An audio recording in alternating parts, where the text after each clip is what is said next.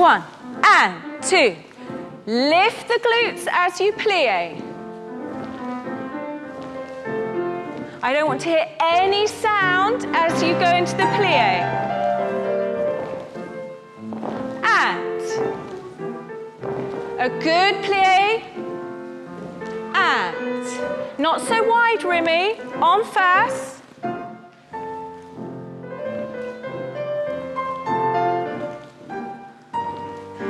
Move the underneath foot.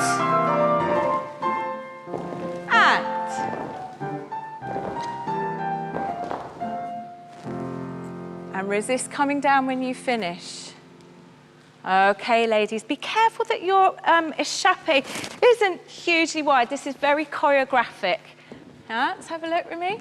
That's better. Now, we're using a little épaulement, but it doesn't mean that the échappé turns into a diagonal.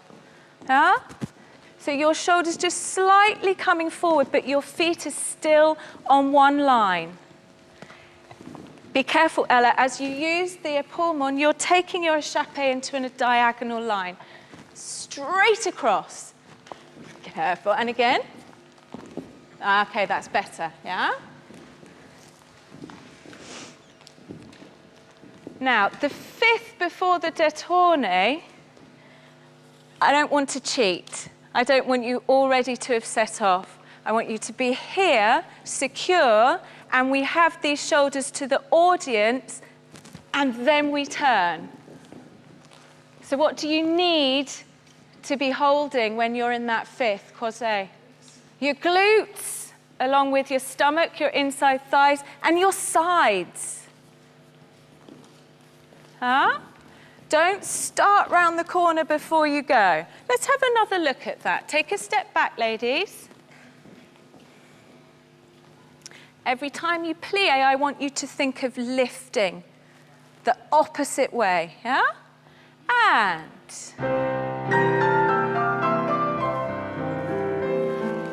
lift and lift. Charming. Cross the fourth. I can't hear your shoe against your tights. Scratch. Okay. Lift the glutes. Now move the underneath toe.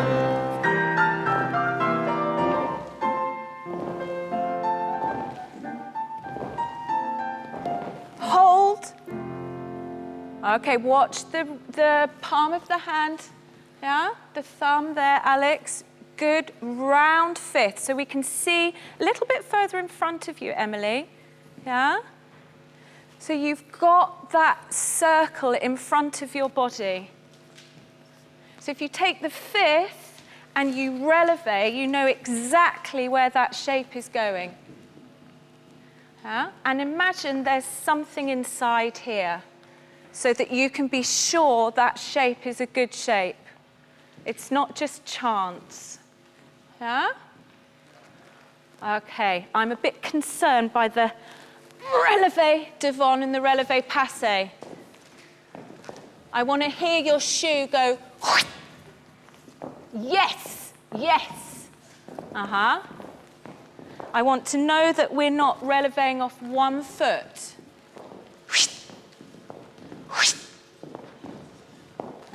Okay, so there's a journey of the toe underneath your nose.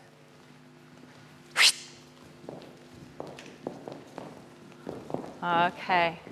Shake the legs, ladies. Okay, so I thought we should spend a We are taking this right back to the beginning of a ballet dancer's career here, watching this demonstration. And Kristen, you joined the Royal Ballet School in the upper school. But do you remember being this age and I do remember being this age. I think I got my first pair of point shoes when I was about 11. And you know, it's big change. A big change. Yeah, I used to have a great time in my flat shoes, and then suddenly it's you know, you're starting again almost to try and get the technique and the strength in a point shoe.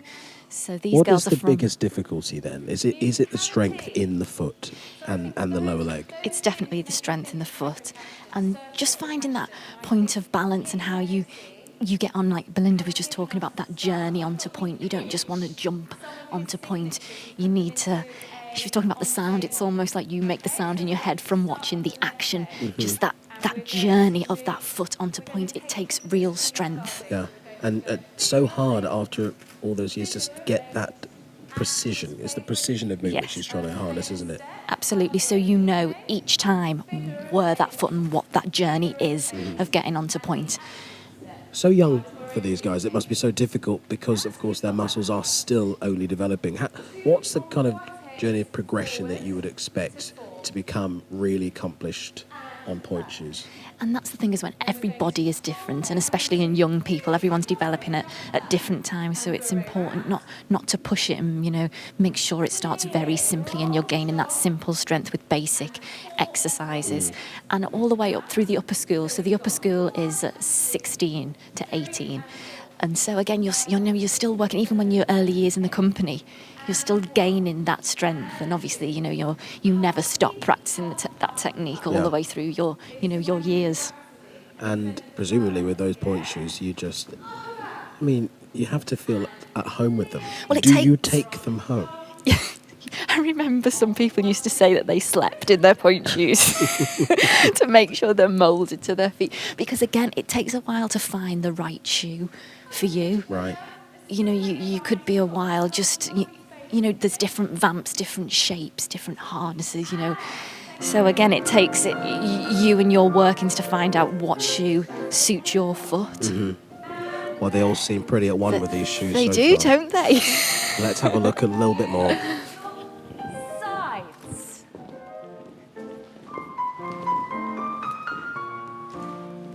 Inside thighs. Make a picture. Upper body. 1, 2, 3, 4. Thank you. Thank you, ladies. Let's go back a little. Yeah? I want you to imagine the figure of 8 with your fingertips. So in front of your body, you have this shape, and you draw it like you're following a line, yes? Figure of 8. You need to bend into it. Cross that 4th. Squeeze the inside thighs and the glutes. Now, be careful, Ella, it doesn't go behind your body, side to side. Yeah? So if I'm here, I want you to show the audience the movement. I don't want it to be behind you. So have a go now. Yeah. Now bend. Yep. Understand? So we don't lose something. Now, Ashton's famous step that he put in most of his ballets, this foot, yeah? Active. T, pick up the second leg in the pas de bourrée piqué. And let's not make it even. Da, dee, da, da, da. Yeah? Ba, ba, ba. Let's have a go with the other side. Step back. So same thing to the other side. And upstage arm. Bend. Go on, more. Second foot.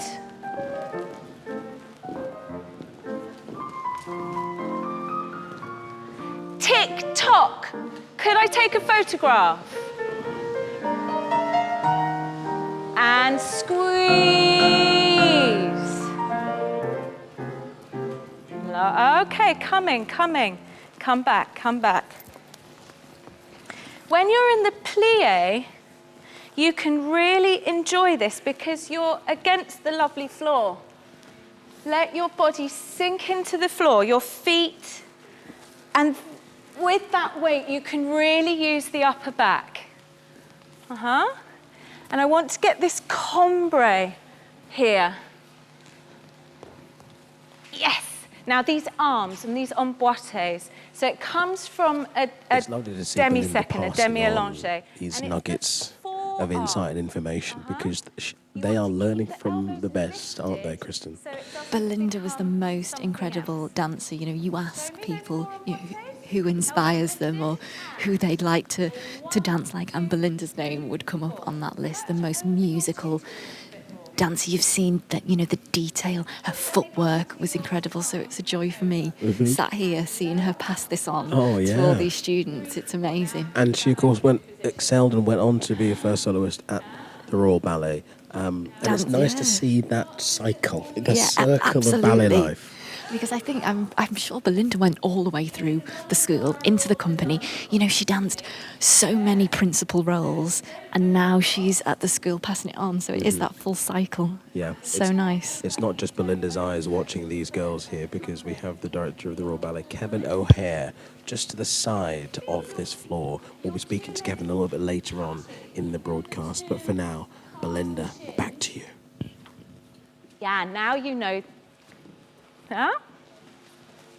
So that can tell you whether you're in the right place. Let's have a go both sides. Yeah?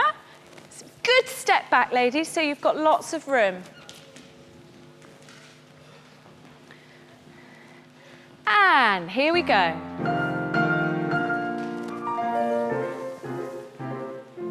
And move. Yapapa. Nothing.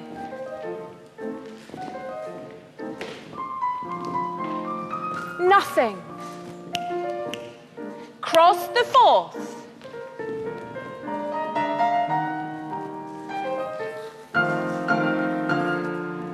And 1, 2, 3, 4. Stretch the back leg sooner in the arabesque.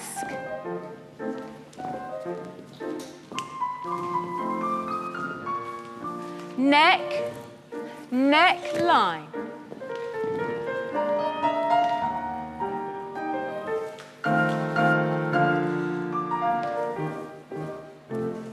Okay, very nice, very nice. Let's move from the corner, yes?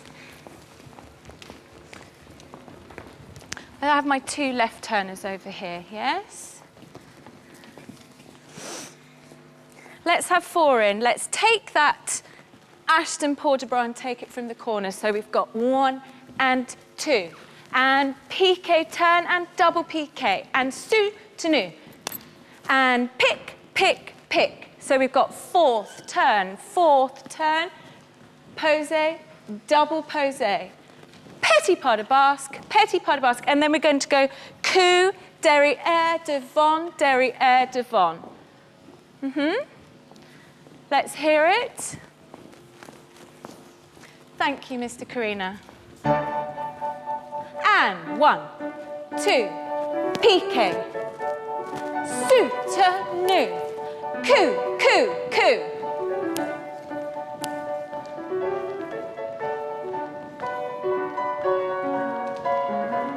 All right, just twice through. Yes, we'll just do people to the right. So how many have I got?